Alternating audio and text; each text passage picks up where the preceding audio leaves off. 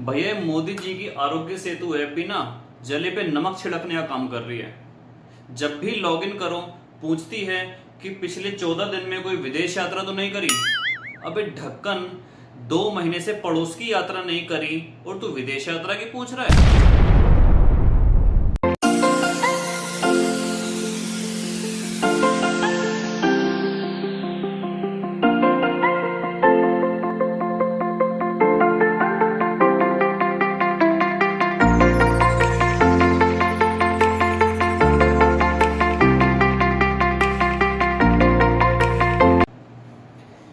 Good morning India, welcome back बच्चों to your beautiful से channel with your handsome teacher जिसका नाम है फिजिक्स बाय राहुल बंसल।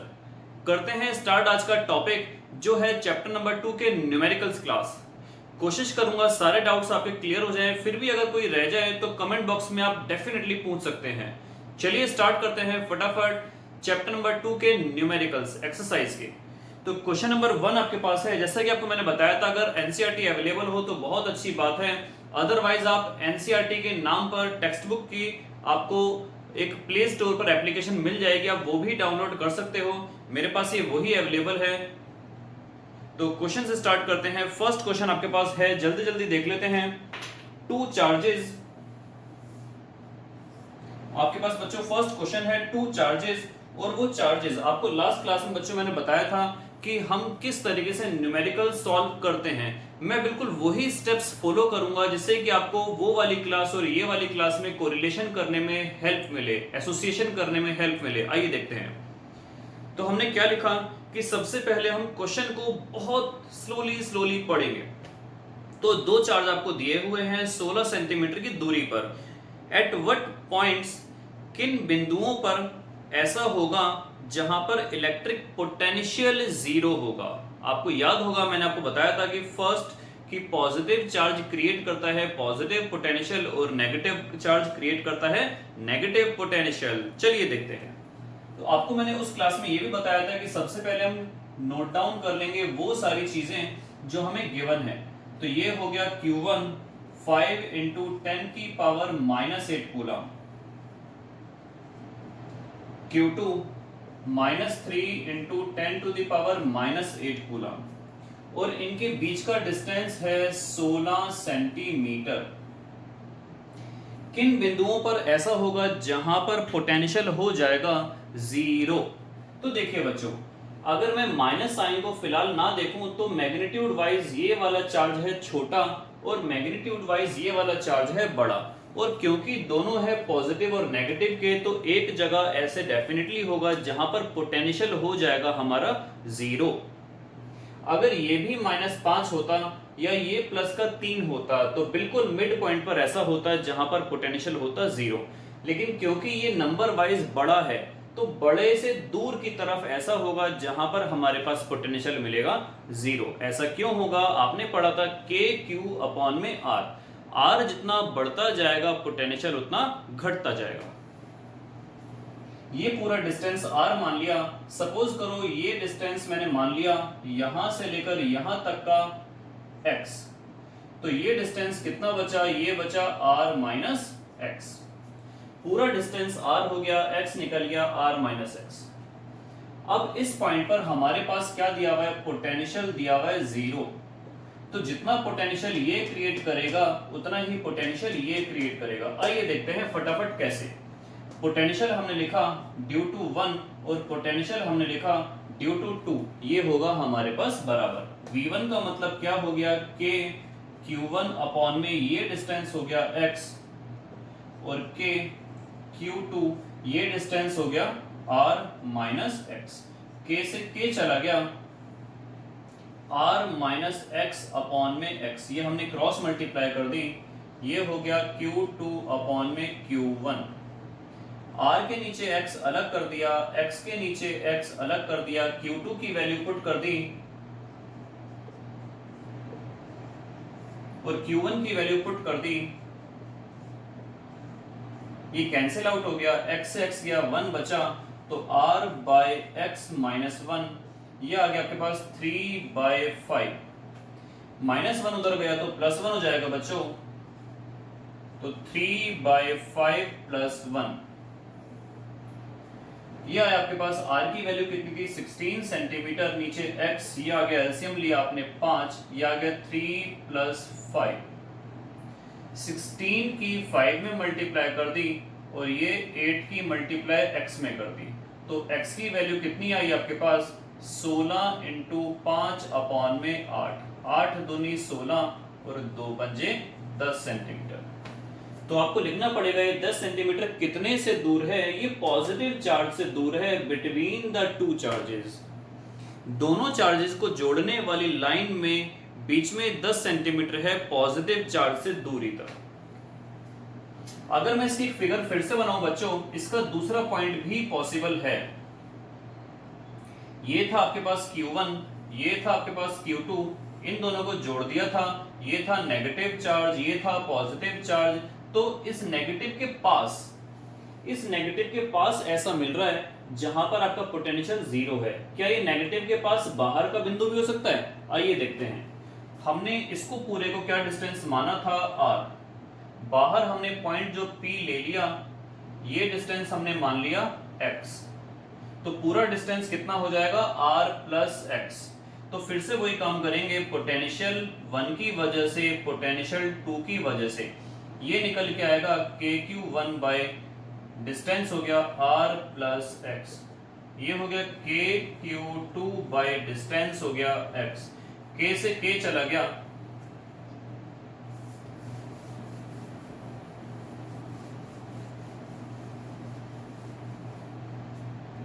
और आपके पास आया r प्लस x के नीचे x, या r प्लस x उधर चला गया इसके नीचे x, और इधर आ गया Q1 बाय Q2।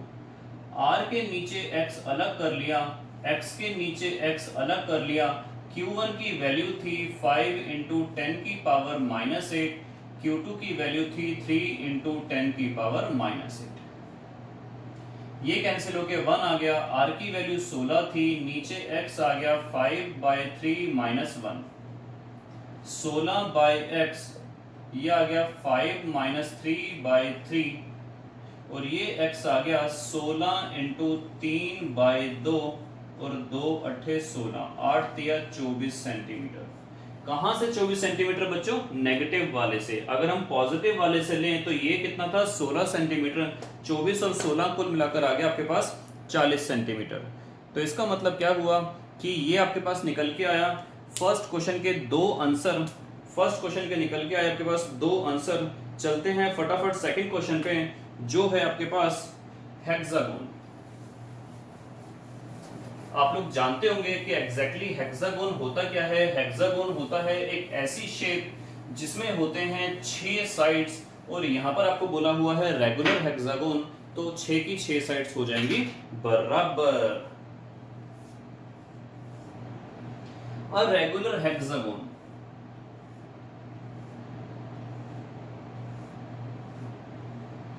10 सेंटीमीटर इसकी साइड है, 5 माइक्रोकूलम का चार्ज रखा हुआ है। ईच ऑफ इट्स वर्टिसेस, सारी की सारी वर्टिसेस पर 5-5 माइक्रोकूलम का चार्ज रखा हुआ है। आपको निकालना है हेक्सागोन के सेंटर पर पोटेंशियल। देखिए बच्चों, ये हो गया सेंटर। अगर मैं इसको ऐसे जोड़ दूं, सारे ही जोड़ दूं, तो आपको पता होगा एक सर्कल जो होता है वो कितने डिग्री का होता है? जी हाँ, वो होता है 360 डिग्री का।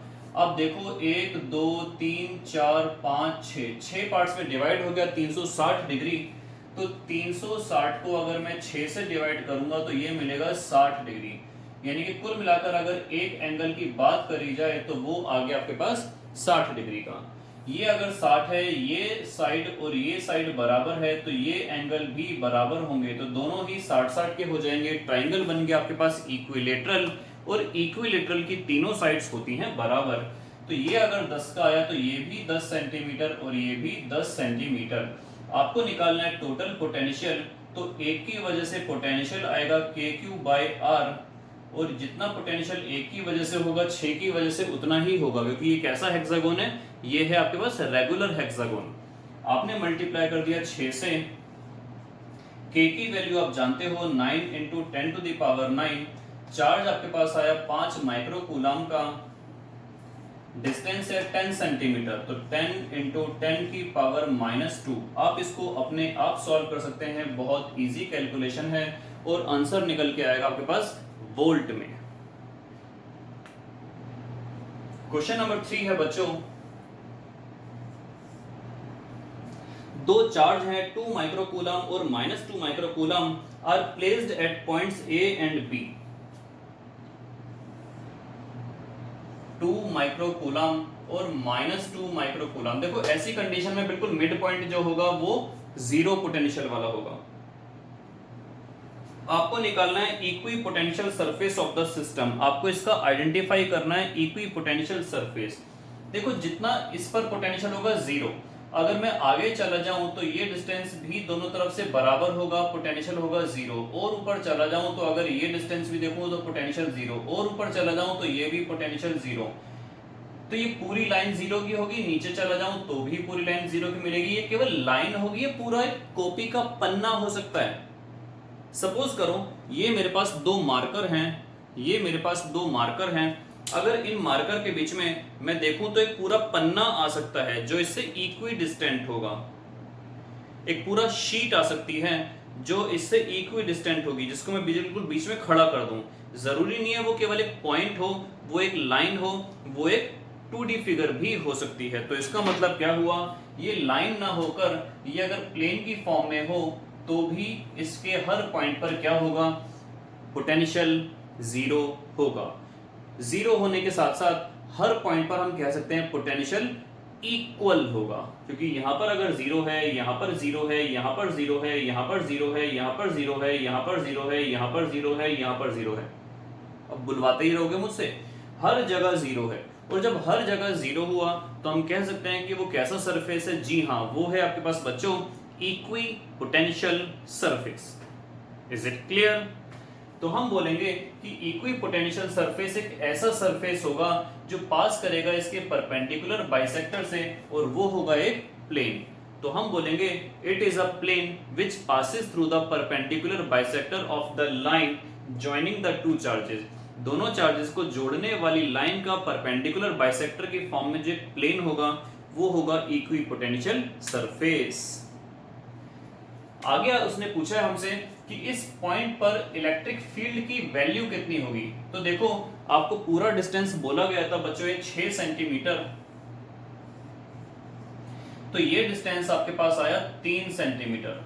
आप लोग ये कभी भी कंफ्यूज्ड मत होना कि जहां पर पोटेंशियल जीरो है वहां पर इलेक्ट्रिक फील्ड भी जीरो होगी, ऐसा नहीं होता। अगर मैं बात करूं ये पॉजिटिव चार्ज है तो इसकी वजह से इलेक्ट्रिक फील्ड जाएगी, ये नेगेटिव चार्ज है इसकी वजह से इलेक्ट्रिक फील्ड आएगी, दोनों की डायरेक्शन सेम हो गई, इस वजह से हम इसको कर देंगे ऐड। तो नेट इलेक्ट्रिक फील्ड कितनी आएगी, E1 plus E2। Electric field का फॉर्मूला होता था KQ/R², दोनों की वैल्यू सेम है, 2 से मल्टीप्लाई कर देंगे तो ये बन जाएगा 9 इंटू 10 की पावर 9। चार्ज है 2 माइक्रो कूलम का, माइक्रो की वैल्यू -6, डिस्टेंस है 3 सेंटीमीटर, तो ये बन जाएगा आपके पास 3 इंटू 10 की पावर -2 का होल स्क्वायर। पहले सेंटीमीटर को हमने मीटर में कन्वर्ट करा और उसके बाद स्क्वायर लगा दिया। और इलेक्ट्रिक फील्ड की यूनिट क्या होती है जी बच्चों, वो होती है न्यूटन पर कूलम की। करते हैं स्टार्ट नेक्स्ट क्वेश्चन।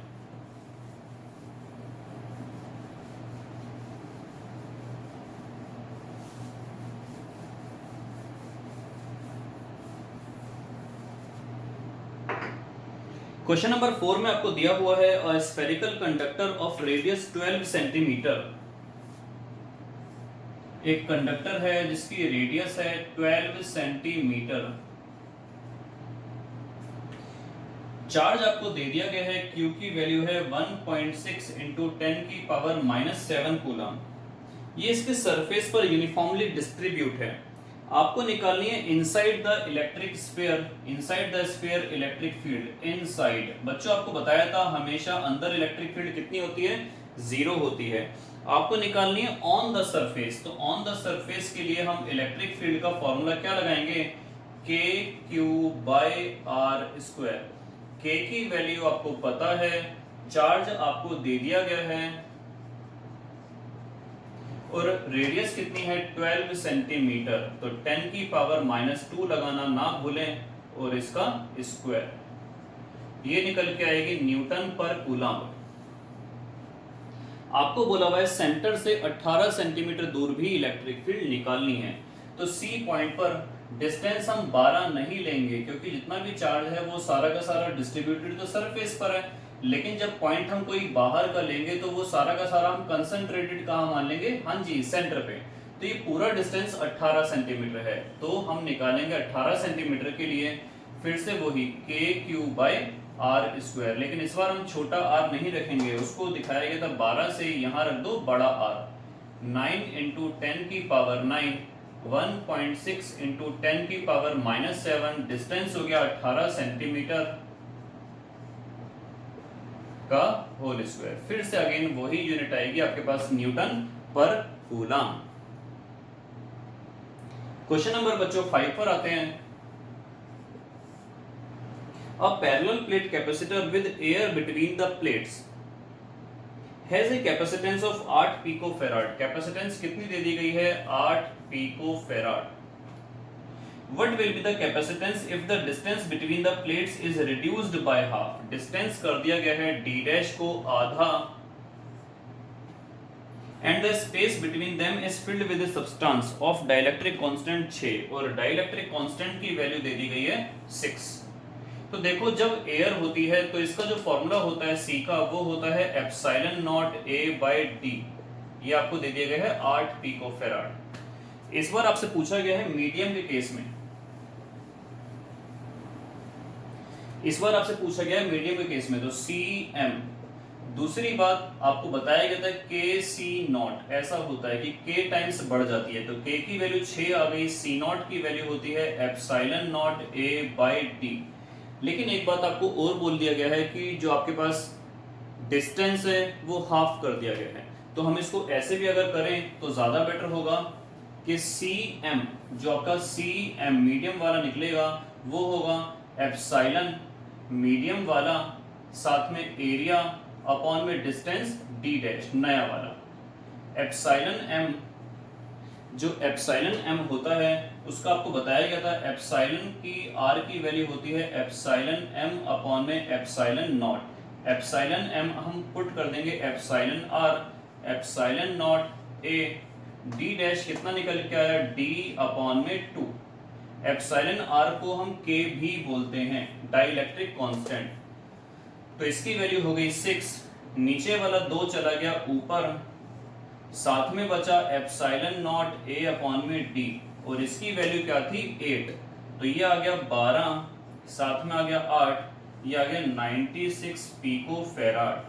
तो कुल मिलाकर आपके पास जो नई कैपेसिटेंस निकल के आई वो आई आपके पास बच्चों 96 पिकोफैराड की। ये था आपके पास क्वेश्चन नंबर 5। चलते हैं क्वेश्चन नंबर 6 पे फटाफट। क्वेश्चन नंबर 6 पर आते हैं।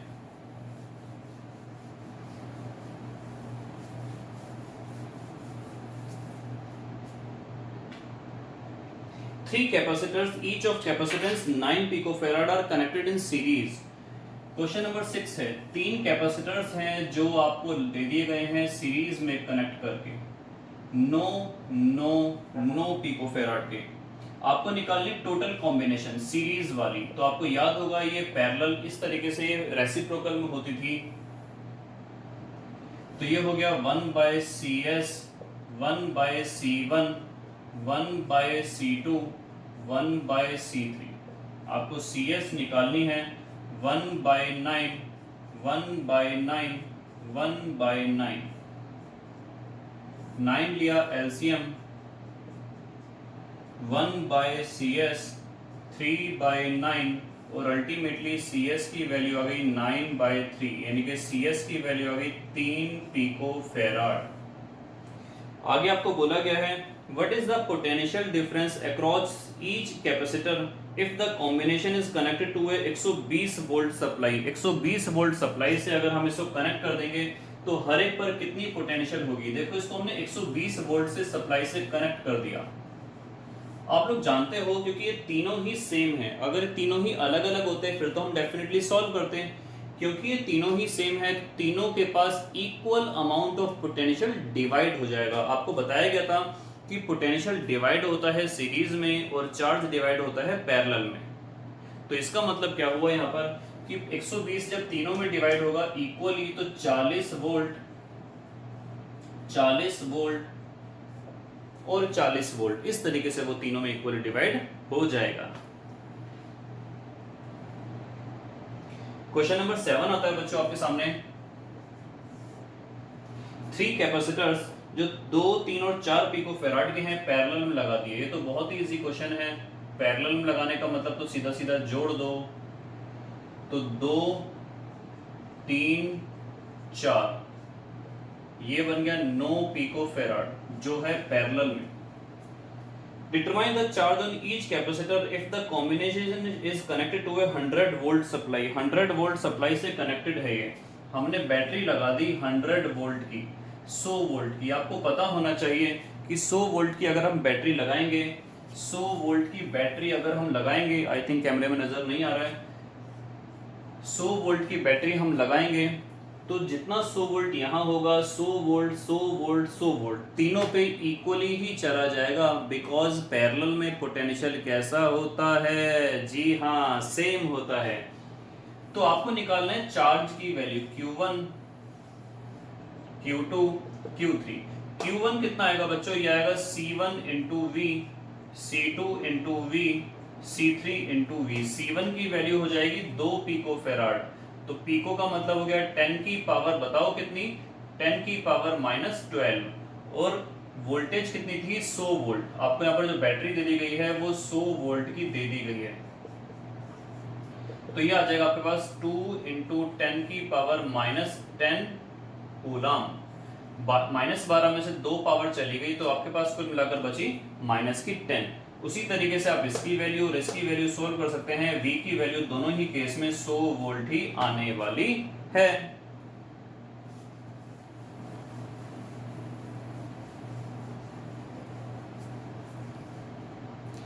नेक्स्ट क्वेश्चन आपके पास आता है बच्चों, question number 8। In a parallel plate capacitor with air between the plates, each plate has an area. आपको एरिया दे दिया गया है 6 इंटू 10 की पावर -3 मीटर स्क्वायर। डिस्टेंस आपको दे दिया गया है 3 मिलीमीटर। इसको हम चेंज कर देंगे 10 की पावर -3 से मल्टीप्लाई करके। Calculate the capacitance of the capacitor. आपको कैपेसिटेंस निकालनी है, फॉर्मूला होता है एप्सिलॉन नॉट A/D। अपने आप करना, मैं नहीं बताने वाला। 8.854 इंटू 10 की पावर -12। एरिया आ गया 6 इंटू 10 की पावर -3 और डिस्टेंस आ गया 3 इंटू 10 की पावर -3। बस इतना बता दूं, इसकी यूनिट आएगी farad. If this capacitor is connected to a 100 volt supply, what is the charge? आपको वोल्टेज दे दी गई है 100 की, आपको निकालनी है Q की वैल्यू। बहुत आसान है। Q कितना होता है? CV। C आप यहां से सॉल्व करके निकाल लेना, V आपको पता है, दोनों को मल्टीप्लाई कर देना, तो यूनिट क्या आएगी? कूलम। चलते हैं नेक्स्ट क्वेश्चन में।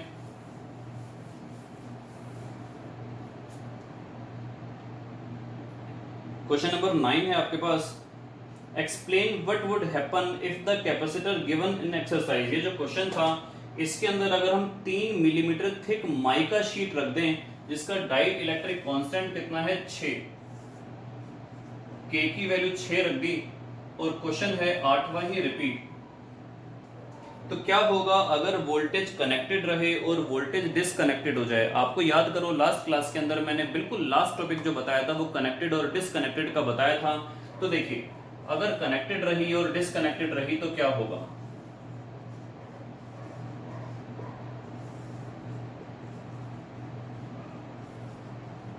आपको बताया था कनेक्टेड के अंदर हमारे पास V होता है कांस्टेंट।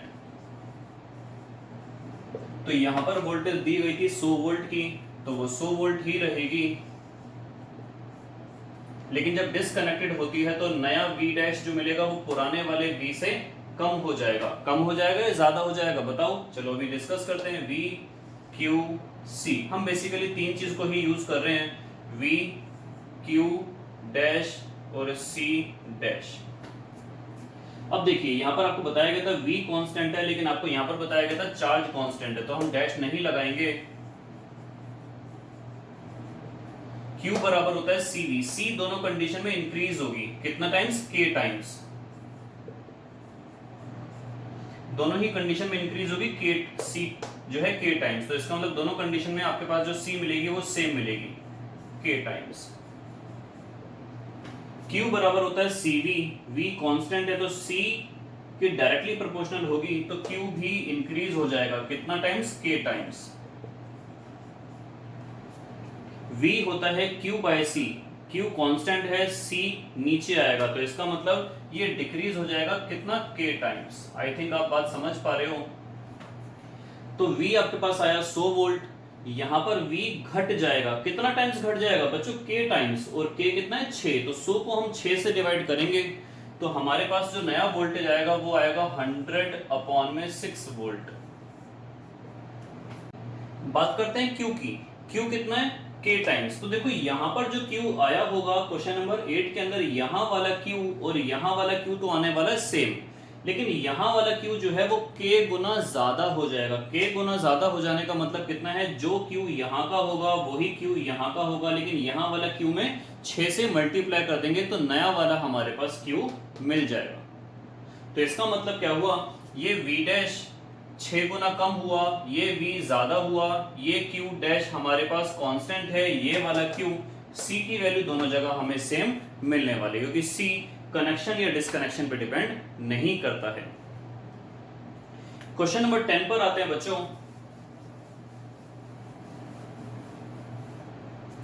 एक 12 पिकोफैराड कैपेसिटर है, कैपेसिटेंस आपको दे दी 12 पिकोफैराड, कितनी वोल्टेज से कनेक्टेड है, 50 वोल्ट से ये आपके पास कनेक्टेड है, कितनी एनर्जी स्टोर्ड होगी। अरे बड़ा सिंपल क्वेश्चन है, 1/2 CV², बस भूलना मत कि जो आपको C की वैल्यू पुट करनी है वो पिको से हटा के 10⁻⁻12 में पुट करनी है, और जो यूनिट निकल के आएगी वो आएगी आपके पास जूल। और लास्ट क्वेश्चन है आज का, क्वेश्चन नंबर 11, जो है 600 picofarad capacitor is charged bye 200 volt supply. एक कैपेसिटर है जिसकी वैल्यू कितनी दे दी 600 पिकोफैराड और वोल्टेज दे दी 200 वोल्ट, इसको डिस्कनेक्ट करा और एक दूसरे कैपेसिटर से कनेक्ट कर दिया, इसकी कैपेसिटेंस भी कितनी है 600 पिकोफैराड, और ये अनचार्ज्ड था, तो पोटेंशियल कितना आ गया, ये V1 हो गया, ये V2 हो गया, ये हो गया 0।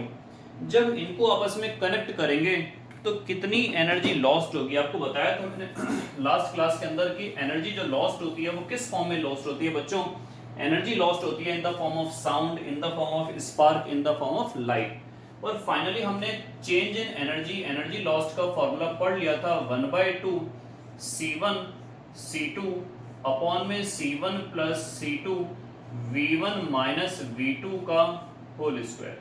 तो C1 की वैल्यू आई 600, C2 की वैल्यू आई 600, इसका भी पीको, इसका भी पीको, कुल मिलाकर बन गया चीकू, नहीं सॉरी पीको, -24, ये हो गया 2, ये हो गया 600 600 1200 जुड़ जाएगा, और ये पावर रहेगी -12।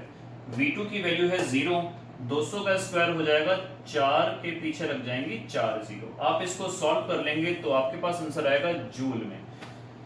ये थी आज की लंबी चौड़ी class. Till then goodbye, next class में मिलेंगे। होप सो क्लास समझ आई होगी। नेक्स्ट क्लास में बाकी के न्यूमेरिकल्स कोशिश करने की सॉल्व करेंगे। Till then goodbye, best of luck.